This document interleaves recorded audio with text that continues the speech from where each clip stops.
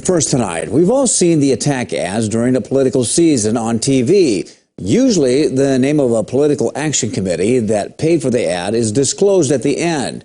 However, millions of dollars also flow into campaigns that are secret, a term known as dark money.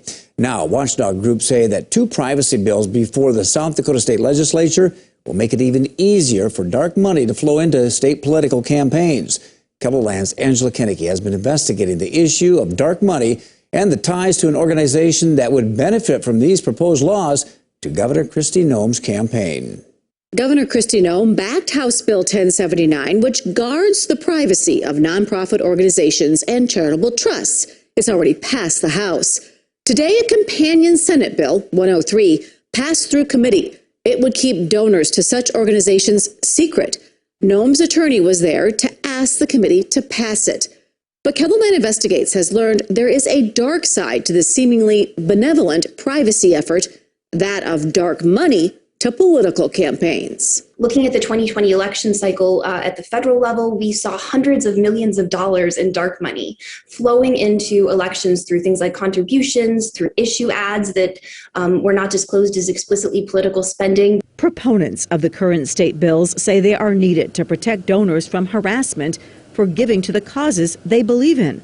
Others are worried it will open a floodgate of secret money to campaigns. I had concerns about why exactly are we passing a law to help charities? And when I dug a little deeper, I realized we're probably actually making it easier for people to donate dark money into state races now. 501c4 nonprofits are supposed to operate exclusively for the promotion of social welfare. As long as their primary activity is not political, they can pour money into political ads under the guise of education, skirting campaign finance laws. It opens the door for these 501c4s to spend, in some cases, the entirety of their budget on politicking without ever disclosing their donors. One such 501c4 in South Dakota was formed in 2019 by those close to Governor Noem's campaign. Fight for Our Future was incorporated by venture capitalist and former Lieutenant Governor Steve Kirby. He is also listed as the committee chair for Noem's campaign for governor. Another Fight for Our Future organizer is Brian Prouty, who was Brian Noem's business partner.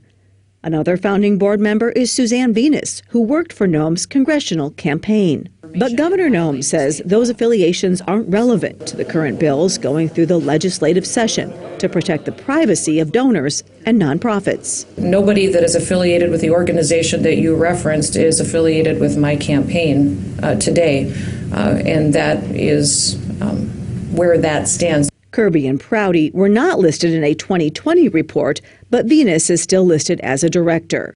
Governor Noem also argues current legislation isn't about keeping money spent on campaigns secret. The bill you're specifically referencing does absolutely nothing on campaign finance. All it does is say that the state government has to follow the state law.